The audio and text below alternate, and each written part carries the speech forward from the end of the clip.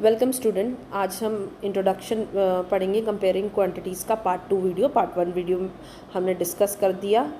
Compound interest से पहले वाले टॉपिक्स हमने सारे डिस्कस कर लिए। आप हमारी वो वीडियो भी देख सकते हैं ब्राइट एजुकेशन चैनल पे। हाँ जी। अब कंपाउंड इंटरेस्ट को स्टार्ट करने से पहले हम लोग एसपी और सीपी के कुछ नए फॉर्मूलेज देखेंगे कि एसपी और सीपी किस तरीके से निकाला जाता है। ठीक है, अगर एसपी हमें फाइंड करना है, ठीक है, और क्वेश्चन में आपको सीपी एंड गेन परसेंट दे रखा है, तो आपका फॉर्मूला हो जाएगा SP is equals to 100 plus gain percent upon में 100 इंटू सीपी। ये हमारा कब हो जाएगा? जब क्वेश्चन में सीपी और गेन परसेंट गिवन है और हमें क्या निकालना है? एसपी की वैल्यू निकालनी है। इसी तरीके से अगर हमें क्वेश्चन में एसपी निकालना है और सीपी और लॉस परसेंट दे रखा है, तो साइन में चेंज हो जाएगा। Formula should be remain same, 100 minus loss percent, यहाँ पे 100 माइनस लॉस परसेंट होगा, डिवाइड में 100 इंटू में सीपी।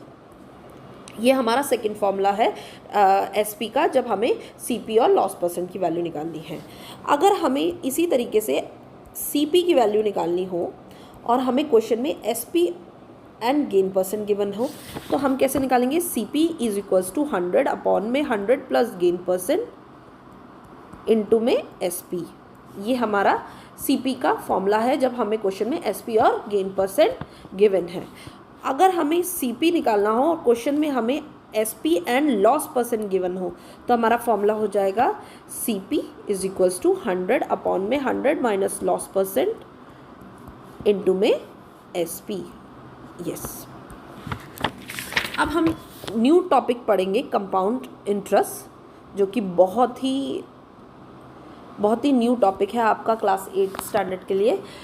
सिंपल इंटरेस्ट हम क्लास 6 तक, 7th में 6th में हम लोगों ने काफ़ी बार इस सिंपल इंटरेस्ट को यूज़ किया होगा, तो हमें उसके क्वेश्चन आते हैं। तब भी सिंपल इंटरेस्ट का आप फॉर्मूला देख लीजिए, P into R into T upon में 100। पी मतलब होता है बोरोड अमाउंट, जिसको हम प्रिंसिपल अमाउंट भी कहते हैं, जो कि हम बोरो करते हैं अपने किसी से भी बोरो करते हैं, जैसे फ्रेंड, रिलेटिव या बैंक से, और उस बोरोड अमाउंट पे जो हम एक्स्ट्रा मनी पे करते हैं उसका रेट, वो कितने परसेंटेज पे हम उस बोरोड अमाउंट को हमने अपने फ्रेंड रिलेटिव से लिया होता है, वो कहलाता है हमारा रेट। ठीक है, और कितने टाइम के लिए हमने वो मनी बोरो किया है और कितने टाइम के बाद उसको पे करेंगे हम, वो कहलाता है हमारा टाइम। ठीक है, अब हमें कंपाउंड इंटरेस्ट निकालना है। कंपाउंड इंटरेस्ट हम लोग पहले जो सीखेंगे, कंपाउंड इंटरेस्ट भी वही है जो हमने बोरोड अमाउंट पे जो एक्स्ट्रा मनी हम जो पे कर रहे हैं, वो extra money in the form of interest होता है, और वही हमारा क्या कहते हैं, इंटरेस्ट कहलाता है। ठीक है, और अब हम लोग सीखेंगे कंपाउंड इंटरेस्ट को। कंपाउंड इंटरेस्ट दो तरीके से, पहले हम लोग इसका विदाउट फॉर्मूला किस तरीके से हम कंपाउंड इंटरेस्ट निकाल सकते हैं वो पहले सीख लेते हैं, और फिर हम लोग विद फॉर्मूला सीखेंगे। विदाउट फॉर्मूला थोड़ा लेंदी प्रोसेस है, और विद फॉर्मूला तो आपको पता है ईजी हो जाता है और जल्दी भी हो जाता है, बट हम लोग एक बार विदाउट फॉर्मूला भी सीख लेते हैं। प्रिंसिपल की सपोज हम लोग प्रिंसिपल ले लेते हैं 25,000, रेट ले लेते हैं 10%, और टाइम ले लेते हैं हम लोग 3 years।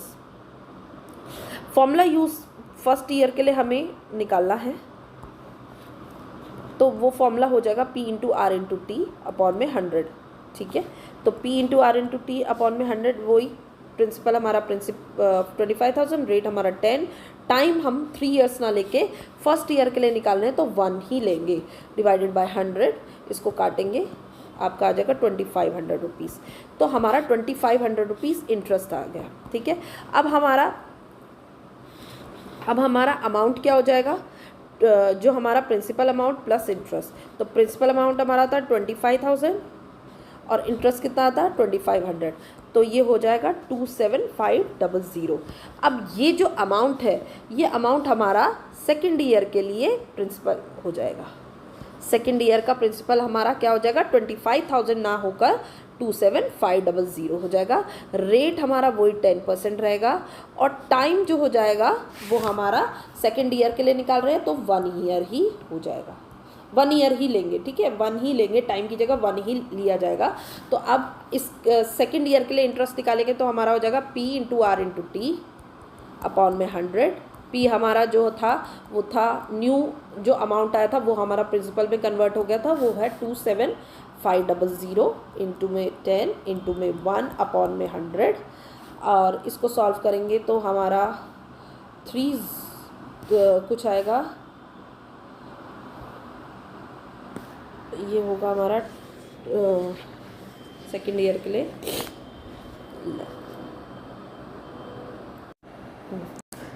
हो जाएगा हमारा न्यू इंटरेस्ट हो जाएगा 2750 हमारा इंटरेस्ट हो जाएगा। और अमाउंट इसका हो जाएगा 2750 plus 27500 which is equals to 30250। अब ये जो अमाउंट आया है ये आपका थर्ड ईयर के लिए प्रिंसिपल हो जाएगा, ठीक है। तो third year principal, third year के लिए हम इंटरेस्ट निकालेंगे, उसका प्रिंसिपल हो जाएगा 30,250। रेट है हमारा 10% और टाइम हमारा अगेन 1 ही लेंगे क्योंकि हम इंडिविजुअल ईयर्स के लिए निकाल रहे हैं। तो फॉर्मूला वही P into R into T upon में 100 which is 30,250 multiply 10 into 1 upon 100 which is the cut जाएगा, ये हो जाएगा 3025। अब हमारा अमाउंट कितना आया 3025 plus 30250 which is equals to 332750। अब हमारे को फाइनल अमाउंट कितना पे करना है 25,000 हमने पे बोरो कितना किया था 25,000 और हमें अमाउंट कितना पे किया है विद इंटरेस्ट वो हो गया 33,275। अब हमारे को कंपाउंड इंटरेस्ट निकाला है तो अमाउंट माइनस प्रिंसिपल होता है।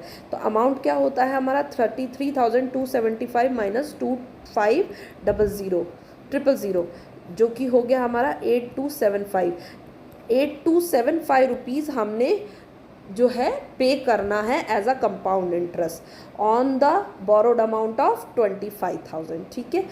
इस तरीके से ये प्रोसेस थोड़ा सा लेंदी हो जाता है क्योंकि इंडिविजुअल ईयर्स के लिए हमें निकालना पड़ता है। इस तरीके से अगर टाइम पीरियड हमारा 3 ईयर्स ना हो, 4 ईयर, 5 ईयर, 6 हुआ तो बहुत ज़्यादा टाइम कंज्यूमिंग प्रोसेस है। इसलिए हम अब कंपाउंड इंटरेस्ट को सीखेंगे with the help of using formula. तो फॉर्मूला यूज़ की मदद से हम कंपाउंड इंटरेस्ट निकालना सीखेंगे।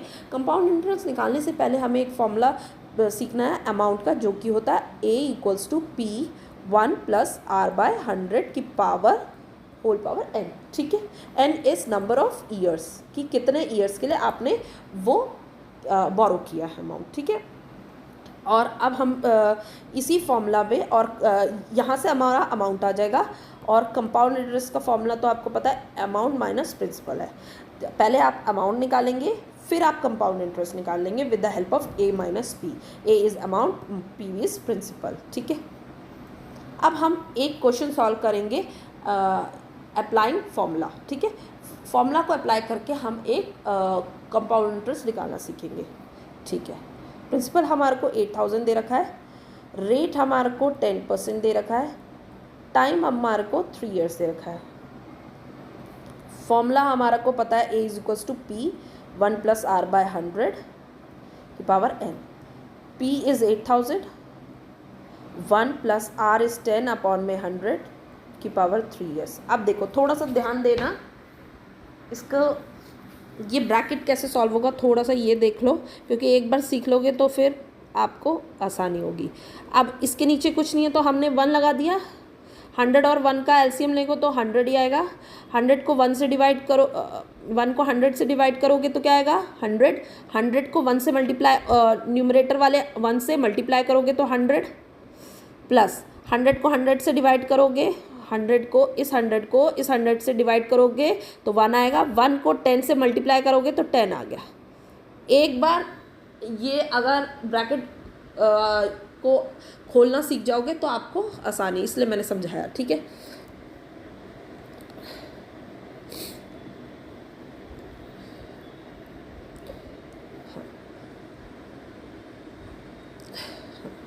अब इसको कैसे करेंगे 8,000 100 + 10 110 अपॉन में 100 की पावर 3। अब क्या करेंगे, हाँ, ये हो जाएगा 8000 इंटू 3 टाइम्स है, तो इस ब्रैकेट के अंदर जो भी वैल्यू है वो 3 टाइम्स हो जाएगा। 3 से मल्टीप्लाई नहीं करना, 3 बार लिखना है ये, ठीक है।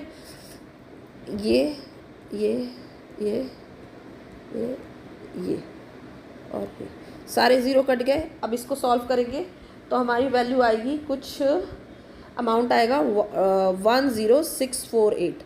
आपने कितना बोरो किया था, 8000 रुपीज़। पे अमाउंट कितना आप पे कर रहे हो, 10648। ये तो अमाउंट की वैल्यू आई है, अभी कंपाउंड इंटरेस्ट नहीं आया। कंपाउंड इंटरेस्ट निकालने के लिए कंपाउंड इंटरेस्ट निकालने के लिए हम क्या करेंगे, compound interest equals to A minus P. A 10648 rupees, 8000 हमारा प्रिंसिपल था, तो आंसर आया 2648, यानी कि 8000 रुपीज़ आपने बोरो किए थे और 2648 रुपीज़ आपने एक्स्ट्रा पे किया as in the form of interest, ठीक है।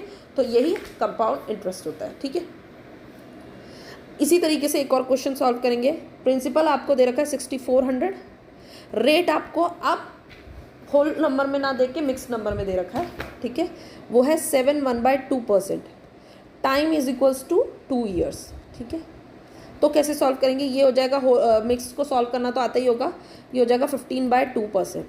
अब इसको फॉर्मूले में लगाना सीखते हैं। A is equals to P 1 + r/100 की पावर होल पावर n।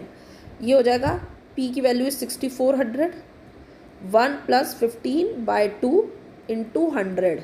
ये 2 के साथ मल्टीप्लाई हो जाएगा, ठीक है, इसलिए मैं बता दे रही हूँ की पावर 2, ठीक है। इसको सॉल्व करेंगे, ये हो जाएगा हमारा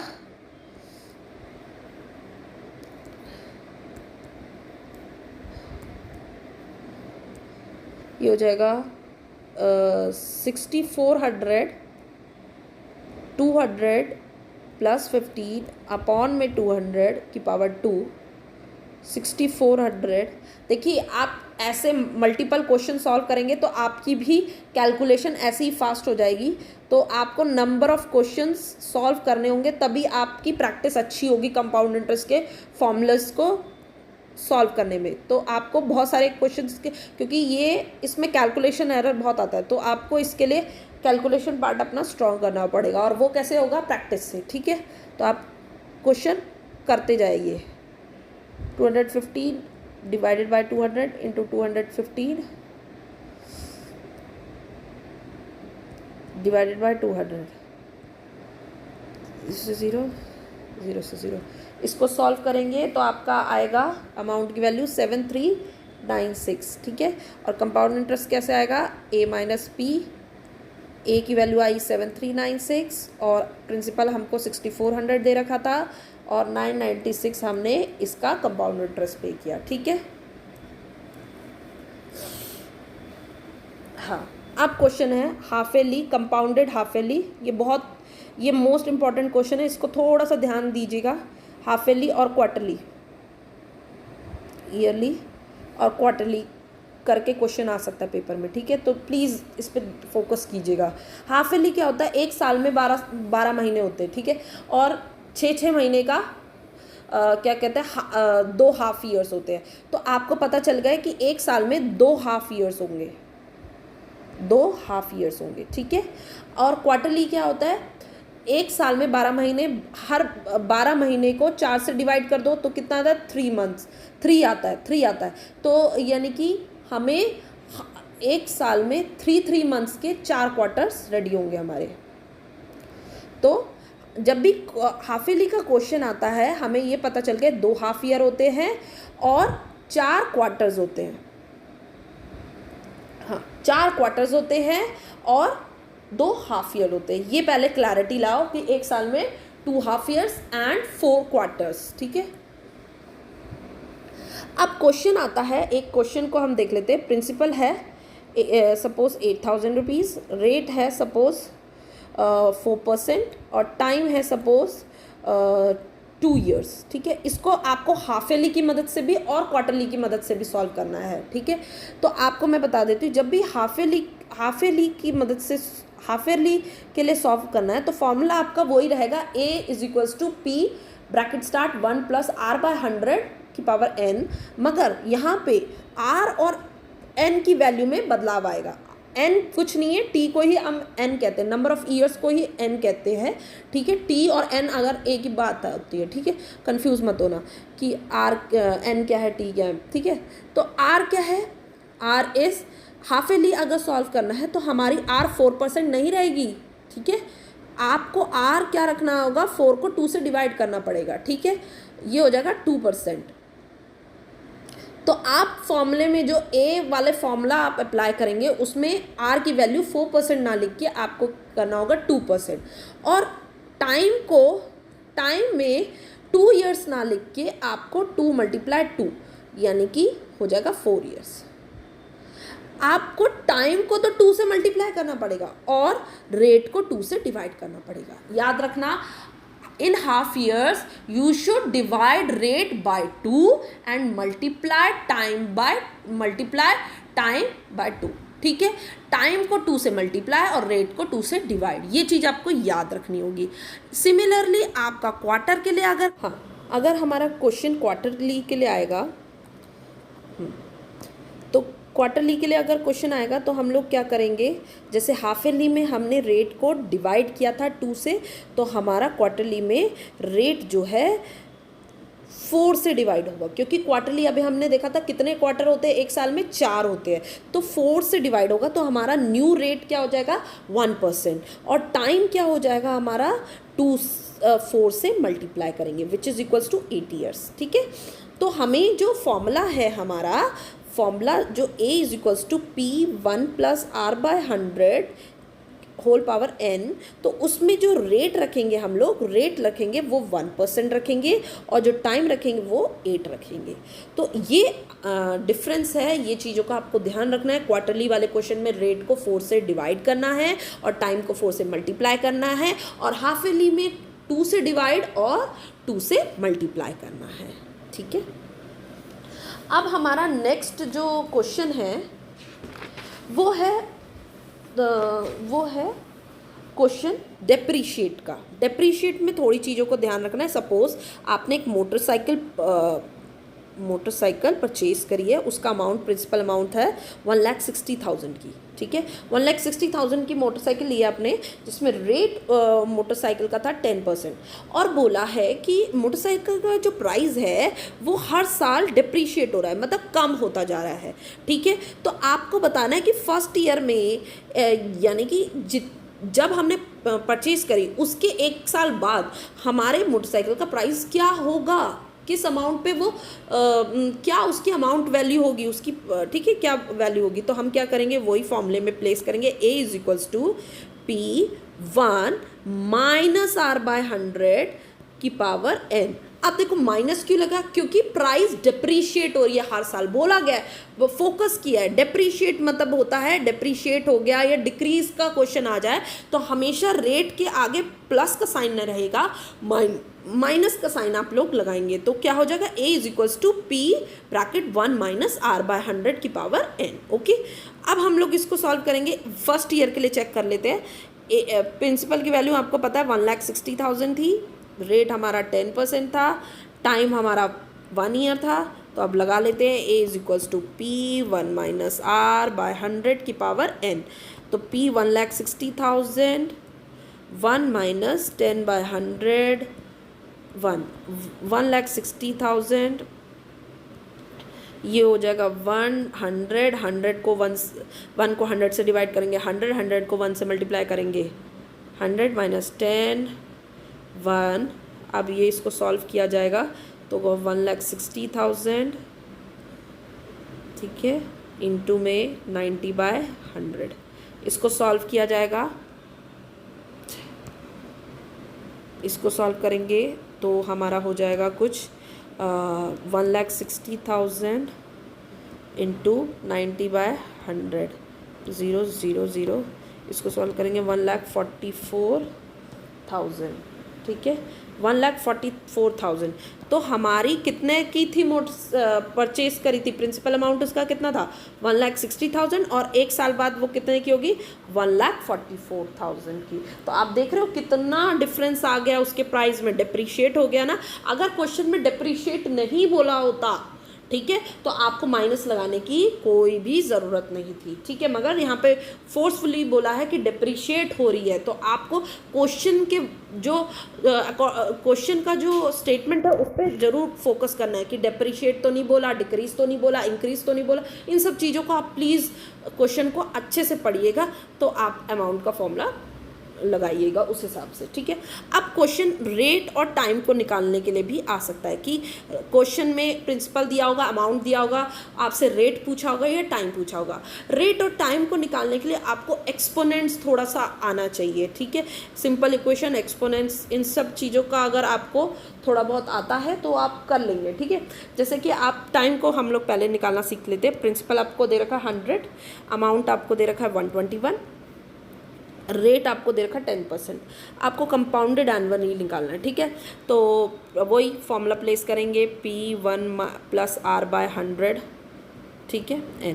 अब जब आपके पास कुछ भी नहीं दे रखा, इंक्रीज डिक्रीज कुछ नहीं दे रखा, तो आप यही फॉर्मूला फिक्स्ड रहेगा। मगर स्पेशली क्वेश्चन में डिप्रिशिएट वगैरह दिया तो माइनस लगाएंगे, ठीक है।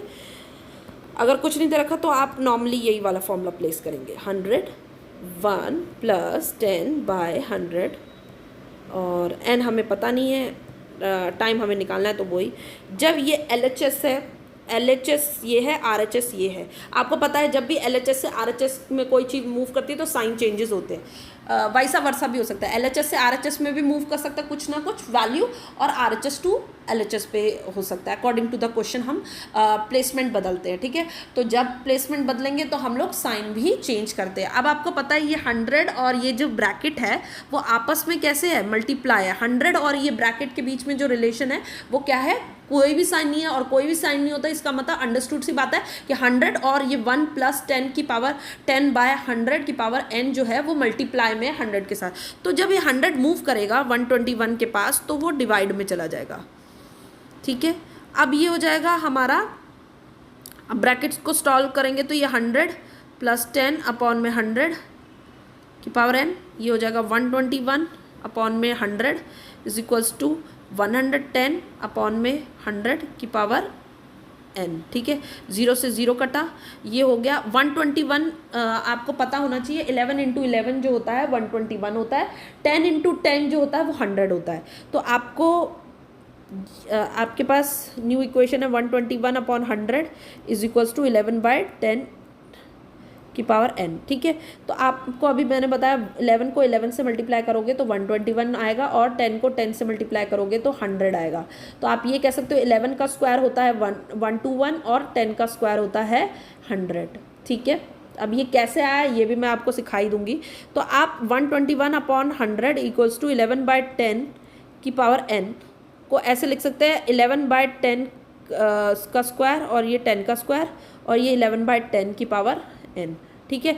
और इसको आप और अगर फर्दर करेंगे तो 11/10 की होल का स्क्वायर, क्योंकि दोनों पे पावर क्या है 2 है तो मैंने होल पे लगा दी, ठीक है।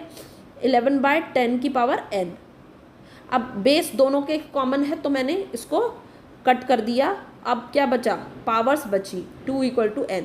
तो कितने ईयर्स हो गए, 2 ईयर्स के लिए अमाउंट था 121 और प्रिंसिपल था 100 रुपीज़, ठीक है। तो इस तरीके से हम टाइम निकाल सकते हैं। हाँ, अगर हमको रेट निकालने का क्वेश्चन आया तो कैसे करेंगे, रेट भी इसी तरीके से निकलेगी, आसान है रेट निकालना, कोई बहुत मुश्किल नहीं है। प्रिंसिपल है हमारे पास सपोज 6250, अमाउंट है हमारे पास 7360, और रेट है हमारे पास टाइम है हमारे पास 2 ईयर्स, और रेट हमें निकालना है, ठीक है। तो वही फॉर्मूला A = P1 + R/100 की पावर n। A की वैल्यू 7360, 6250, 1 प्लस रेट हमें पता नहीं x/100, n की वैल्यू 2, 7360, इसको मैं मूव करा रही हूँ LHS साइड में तो डिवाइड में चला जाएगा, 1 + x/100 की पावर स्क्वायर अब मैं ये 0 से 0 काट रही हूँ। अब मैं आपको बता देती हूँ 28 इंटू 28 जो होता है हमारा 736 होता है, और 25 इंटू 25 जो होता है 625 होता है। अब आपको पता है 736 किसका स्क्वायर हो गया, 28 का हो गया, और 625 किसका स्क्वायर हो गया, 25 का हो गया। तो हम ये लिख सकते हैं अब 730 ये था 6250 equals to 1 plus X by 100 की पावर 2, है ना, ये था ना। हाँ, 0 से 0 हमने काट दिया। अभी हमने देखा 736 28 का स्क्वायर है और 625 25 का, तो हम लिख सकते हैं 28 बाय 25 का होल स्क्वायर, क्योंकि दोनों पे 2 पावर है तो हमने होल पे लगा दी। तो 1 प्लस एक्स बाय 100 की पावर 2। अब देखो दोनों के ये LHS साइड और RHS साइड में एक्सपोनेंट्स क्या हैं, दोनों के कॉमन है, तो कॉमन एक्सपोनेंट्स मैंने काट दिए। ठीक है, अब बचा क्या, 28 बाय 25 इज इक्वल्स टू, अब इसको मैं खोल लेती हूँ 100, ये हो जाएगा 100 प्लस एक्स। अब ये 100 क्या डिवाइड में यहाँ चला जाएगा, तो हो जाएगा 28 बाय 25। अब ये 100 यहाँ पे जाके मल्टीप्लाई में हो जाएगा is equals to 100 plus X, ये हो जाएगा 4, तो 28 इंटू 4 और is equals to 100 plus X. 28 into 4 हमारा होता है 28, 4 8 ज़ा 32, 4 2 ज़ा 8, 9 10 11, 112। अब 112, अब ये 100 यहाँ मूव करेगा तो माइनस में हो जाएगा इक्वल्स टू एक्स, ये हो जाएगा 12 is equals to X. X क्या था हमारा, रेट था, और रेट हमेशा परसेंटेज में आती है, तो हमारा एक्स की वैल्यू क्या आ गई, जो हमारा रेट आ गया वो क्या आ गया, हमारा रेट आ गया वो हो गया 12%। ठीक है, अब आपको ये समझ नहीं आया होगा कि मैम ने किस तरीके से ये 28 और 25 736 की जगह 28 लिख दिया और 625 की जगह 25 लिख दे दिया। ठीक है, देखो क्लास 8 में एक चैप्टर भी है स्क्वायर रूट, जब आप या तो किसी ने पढ़ लिया होगा तो उसको आता ही होगा, और नहीं पढ़ा तो मैं समझा देती हूँ। 736 देखिए, स्क्वायर रूट निकाल रही हूँ मैं। स्क्वायर रूट जब भी निकालते हैं तो हम पीछे से पेयरिंग करते हैं। पेयरिंग मतलब कि 2 नंबर को एक साथ लिखते हैं। पेयर आपको पता है 2 नंबर का एक पेयर होता है। ठीक है, अब ये नंबर के साथ कोई नंबर नहीं था, इसको इंडिविजुअली लिख दिया। स्क्वायर रूट निकालते हैं तो हम हमेशा जो नंबर लिखा होता है उसी नंबर से मल्टीप्लाई करते हैं। 2 का स्क्वायर क्या होता है 4, 3 का स्क्वायर क्या होता है 9, 4 का स्क्वायर क्या होता है 16, 5 का 25, 6 का 36। ठीक है, इस तरीके से होता है। ठीक है, तो अब आपको पता है यहाँ हमें पहला नंबर क्या लेना है 7। अब आपको पता है यहाँ 4 है, 9 है, 16 है, 25 है, 36 है, कोई 7 नहीं है। 7 से छोटा है, छोटा नंबर क्या है 4 है। 4 कब आ रहा है हमारा 2 पे आ रहा है, तो 2 2 जा 4। ठीक है, 2 2 जा 4 हो गया। अब 7 में से 4 को माइनस करना है तो आ जाएगा 3, और जो नंबर यहाँ लिखा होता है वही नंबर यहाँ लिख देते हैं, इधर प्लस का साइन लगा देते हैं।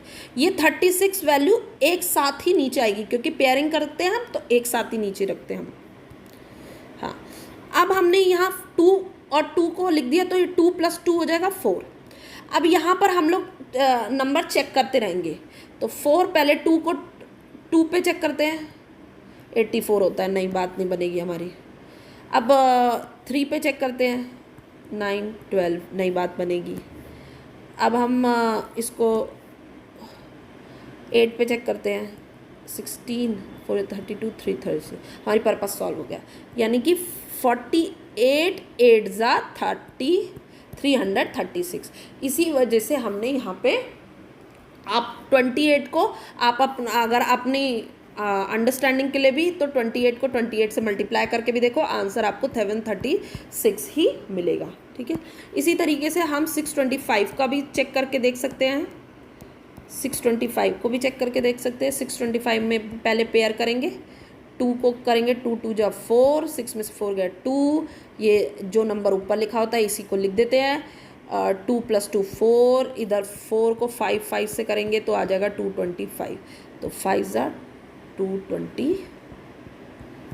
ओके, तो 28 और 25 किस तरीके से हमने लिखा वो भी आपको पता चल गया होगा। ठीक है, स्क्वायर भी आपको मैंने बता दिया एक रफली कि किस तरीके से निकाला जाता है। देखिए, इंट्रोडक्शन वीडियो तो इस चैप्टर की हमारी कंप्लीट हो गई है, और चैप्टर की एक्सरसाइज के लिए आप हमारे ब्राइट एजुकेशन चैनल पे विज़िट कर सकते हैं। तो अगर आपको अच्छी लग रही है हमारी वीडियो तो प्लीज़ सब्सक्राइब कीजिए हमारे चैनल को और लाइक कीजिए, शेयर कीजिए, कमेंट कीजिए। तो आपको कैसी लग रही है हमारी वीडियोस और क्या आपको लग रहा है कि हमें चेंजेस करने चाहिए, और अगर कोई डाउट है तो आप हमारे को कमेंट बॉक्स पे लिख सकते हैं, हम आपको रिप्लाई कर देंगे। और please do subscribe to our channel. Thanks for watching.